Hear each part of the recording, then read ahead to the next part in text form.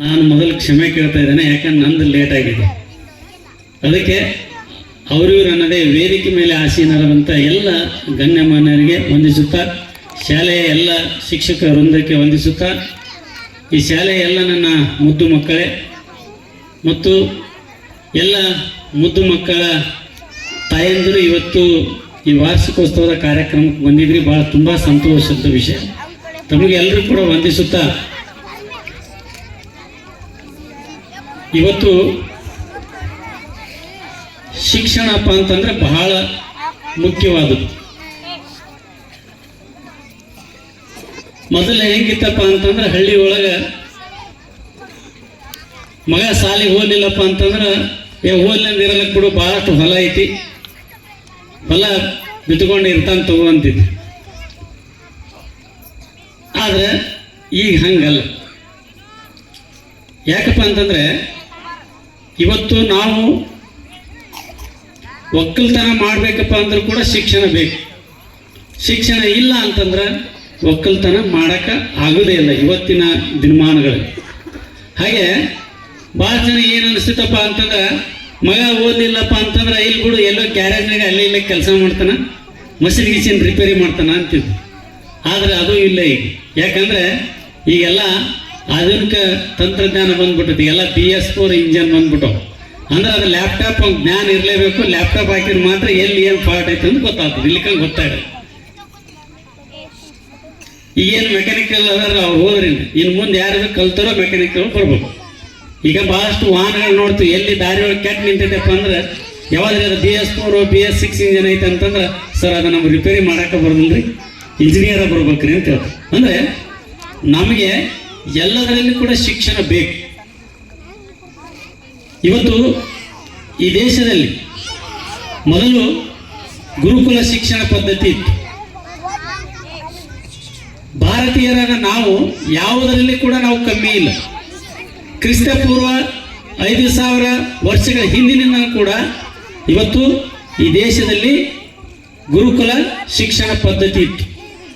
ಇಡೀ ಜಗತ್ತಿಗೆ ಫಸ್ಟು ಗುರುಕುಲ ಶಿಕ್ಷಣ ಪದ್ಧತಿಯನ್ನು ಪರಿಚಯ ಮಾಡಿಕೊಟ್ಟಂಥ ದೇಶ ಯಾವುದು ಅಂತಂದ್ರೆ ಅದು ಭಾರತ ದೇಶ. ನಾವು ಹೆಮ್ಮೆಯಿಂದ ಹೇಳ್ಬೇಕಾಗತ್ತೆ. ಇವತ್ತು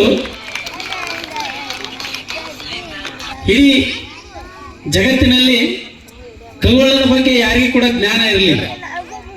ಸುಮಾರು ಕ್ರಿಸ್ತಪೂರ್ವ 1000 ವರ್ಷದ ಹಿಂದೆನೆ ಭೂಮಿ ಗೋಲಾಕಾರ ಇದೆ ಅಂತೇಳಿ ಗುರುಕುಲ ಶಿಕ್ಷಣ ಪದ್ಧತಿಯಲ್ಲಿ ನಮ್ಮ ಮಕ್ಕಳಿಗೆ ಹಿಂದೆ ಋಷಿ ಮುನಿಗಳು ಕಲಿಸ್ತಾ ಇದ್ರು. ಇವತ್ತು ಈ ದೇಶದ ಈ ಜಗತ್ತಿನ ಸರ್ವಶ್ರೇಷ್ಠ ಖಗೋಳಜ್ಞಾನಿ ಯಾರು? ಆರ್ಯಭಟ. ನಾವು ಆರ್ಯಭಟ ಅಂತ ಕೇಳ್ತೇವೆ. ಅವರು ನಮ್ಮ ಭಾರತೀಯರು.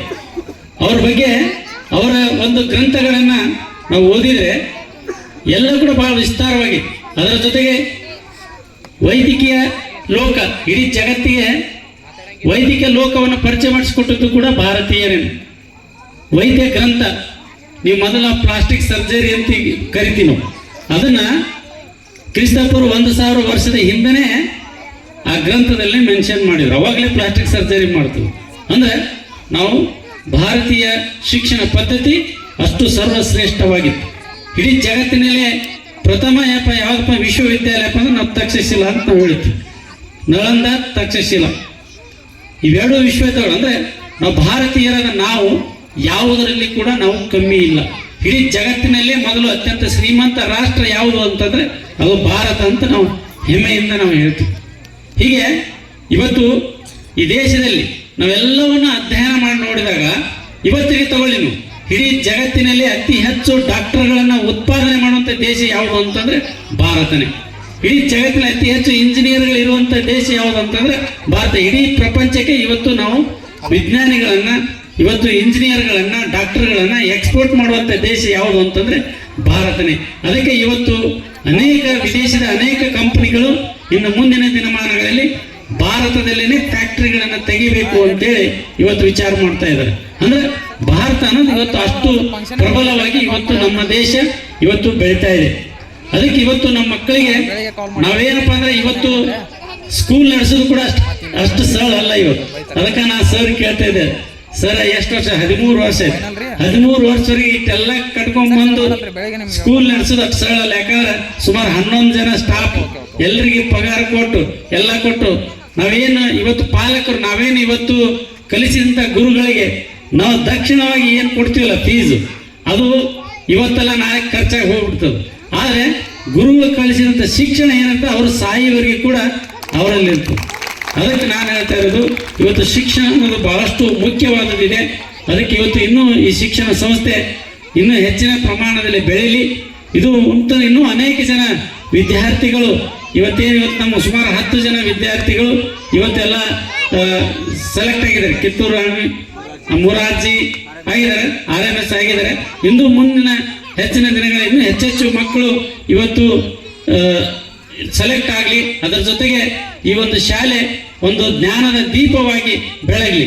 ಯಾಕಪ್ಪ ಅಂದ್ರೆ ನಾವು ಪ್ರತಿಯೊಂದು ಕಾರ್ಯಕ್ರಮದಲ್ಲಿ ಜ್ಯೋತಿಯನ್ನ ಬೆಳಗಿಸ್ತೀವಿ. ಕಾರಣ ಏನಪ್ಪಾ ಅಂತಂದ್ರೆ ನಮ್ಮಲ್ಲಿರುವಂಥ ಅಜ್ಞಾನ, ನಮ್ಮಲ್ಲಿರುವಂಥ ಜಾತಿ ವ್ಯವಸ್ಥೆ, ನಮ್ಮಲ್ಲಿರುವಂಥ ಮೂಢನಂಬಿಕೆ ಹೊಡೆದಿರಿಸಿ ನಮ್ಮೆಲ್ಲರನ್ನ ಜ್ಞಾನದ ಬೆಳಕಿನ ಕಡೆಗೆ, ಜ್ಞಾನದ ಬೆಳಕಿನ ಕರ್ಕೊಂಡು ಹೋಗ್ಲಿ ಅಂತೇಳಿ ನಾವು ದೀಪವನ್ನ ಬೆಳಗಿಸ್ತಾ ಇರ್ತೀವಿ. ಅದಕ್ಕೆ ಈ ವೇದಿಕೆ ಮೇಲೆ ಮಾತನಾಡಕ್ಕೆ ಅವಕಾಶ ಮಾಡಿಕೊಟ್ಟಿದ್ದಕ್ಕಾಗಿ ಎಲ್ಲರೂ ಕೂಡ ವಂದಿಸುತ್ತಾ ನನ್ನ ಮಾತುಗಳನ್ನು ಮುಗಿಸ್ತಾ ಇದ್ದೇನೆ.